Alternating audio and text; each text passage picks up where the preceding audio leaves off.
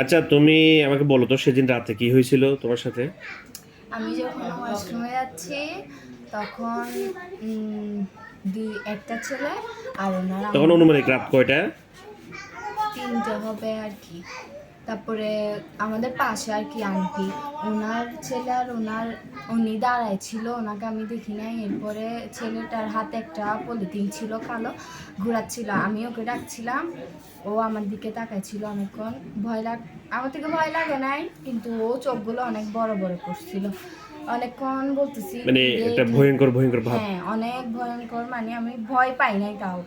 ওর সাথে আমি অনেকক্ষণ কথা শুধু বলছি, এ কি রে এখানে দাঁড়ায় আছিস কেন, তুই আমাদের ঘরে চলে আয়, আমাদের ঘরে চলে, তোর আম্মু ওই দিক দিয়ে দাঁড়ায় আছে কেন, ওনার আম্মুর চেহারা আমি দেখি নাই। এরপর আমি কথা বলে ওকে যখন ধরতে যাচ্ছি, আম্মু আমাকে ডাক দিছিল, আম্মুর কাছে গিয়ে বলতেছি, আম্মু এখানে সামিরের আম্মু আর সামির দাঁড়ায় আছে। আম্মু তো বুঝছে, তো আম্মু বলতেছে তুমি চলে আসো, ঘুমাই যাও, আমি থাক, ওরা থাক, সকালে চলে যাবে। তা আমি তো বুঝি নাই কিন্তু পরে। ওদেরকে যখন দেখছিলা বা মানে মানে কেমন মনে হয়েছিল তোমার কাছে?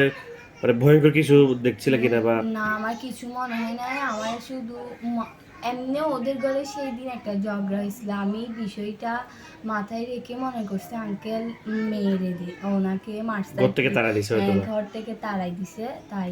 তা আমি যখন ধরতে গেছি আম্মু ডাক দিছিল, তারপর আমি ঘরে ঢুকে গেছি। এরপর আমি আবার দরজা মেরে লাইট দিয়ে আবার জানালা দিয়ে যখন দেখতেছি ছেলেটা যে স্ট্রং ভাবে দাঁড়াচ্ছিল সেভাবেই আছে, কিন্তু আমার দিকে তাকায় নাই। তখন আমি দেখার পর ও আমার দিকে তাকানোর পর আমি চলে আসছি, আবার গিয়ে দেখছি আর দেখতেছি তাও দাঁড়ানো ছিল। এরপরে আমি ঘুমিয়ে গেছি।